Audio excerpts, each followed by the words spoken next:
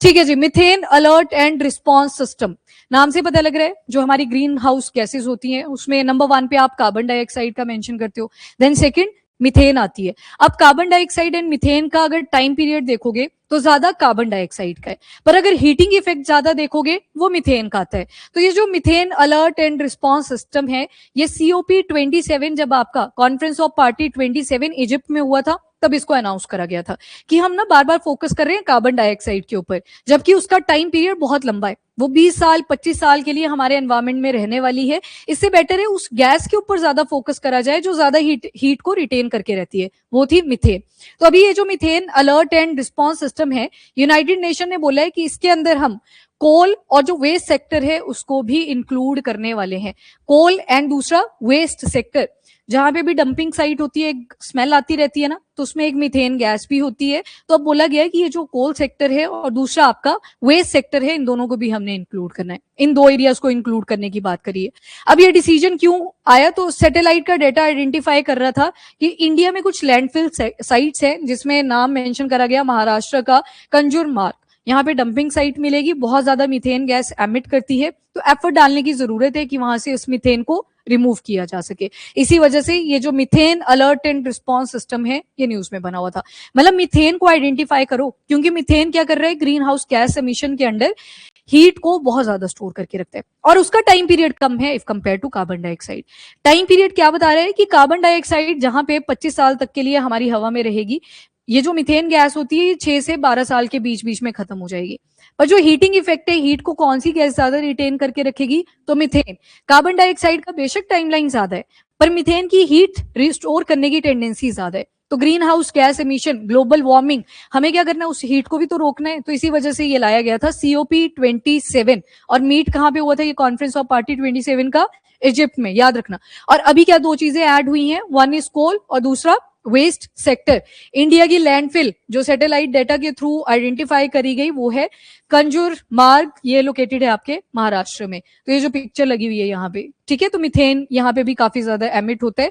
And इसके बाद world का largest methane emitter alongside Chile, तो चिली में भी ऐसा ही एक डंप मिलेगा जहां से मिथेन एमिट कर रही है, और दूसरा आपको इंडिया में मिल जाएगा। तो मिथेन के ऊपर फोकस करने की बात करिए। लग गया पता इस आर्टिकल के बारे में, CH4 मिथेन। अब इसके बारे में थोड़ा सा देख लो, ये मिथेन अलर्ट, हाँ, डंप जहां पे मिथेन एमिट सबसे ज्यादा हो रही है, मिथेन, हाँ, वर्ल्ड में चिली के साथ हम आ चुके हैं। और ये अब ये methane alert and response system है क्या, पता कैसे चला, इसका यूज कैसे करा, तो ध्यान रखिएगा, दुनिया का पहला satellite based methane monitoring system है।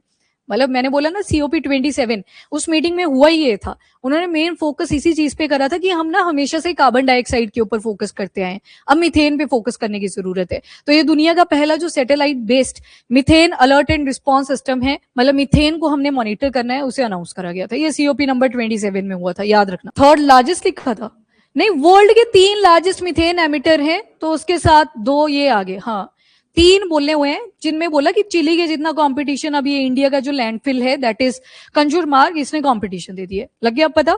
इसके अलावा डंप्स तो बड़े सारे हैं, पर ये लीड कर रहे हैं इस टाइम पे। अब आते हैं कि किसके अंडर वर्क कर रहा है ये जो आपका methane alert and response system है, तो United Nation Environment Programme, International Methane Emission Observatory, यही इसको देख लो, पूरा डेटा वगैरह यही रिवील करते हैं कि कौन सी कंट्री में मिथेन का एमिशन कितना है।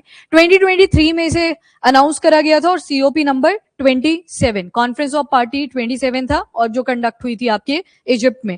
अब इसका मेन पर्पस क्या है कि मिथेन के सुपर एमिटर्स कौन कौन है, मतलब कहाँ पे कौन कौन सी ऐसी लोकेशन है जहां पे सबसे ज्यादा मिथेन एमिट होता है। तो यही काम है किसका, इंटरनेशनल मिथेन एमिशन ऑब्जर्वेटरी का, किसके अंडर, तो ये जो methane alert and response system है, गवर्नमेंट और कंपनीज को ये अलर्ट करता है और ये प्रोवोक करता है कि आप कुछ मिटिगेशन एफर्ट लीजिए कि ये मिथेन को आपने कैसे रिड्यूस करना है।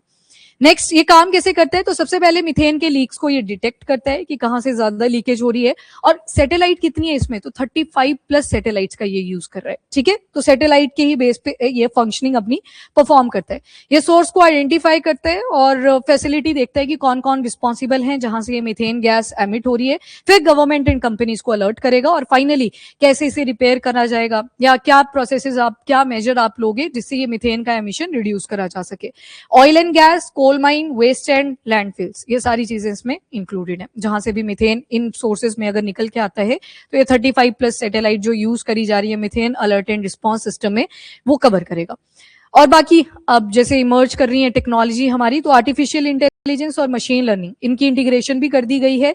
हाई रेजोल्यूशन की सैटेलाइट इमेजिंग कैप्चर करी जा रही है और पब्लिक को डेटा दिया जाता है हर 30 से 45 दिन के बाद।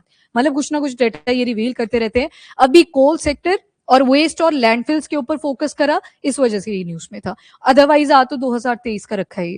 उसके बाद स्पेशल टूल्स और क्या क्या है इसमें, तो एक तो कोल मिथेन डेटाबेस है जहां पे पूरी डिटेलिंग बताई है कोल के रिस्पेक्ट में कितना मिथेन एमिट करेगा, और एक परसिस्टेंसी वेटेड फ्लक्स भी है इसमें। इस मेथड में क्या किया जाता है, क्रोनिक मिथेन एमिशन को मेजर करते हैं।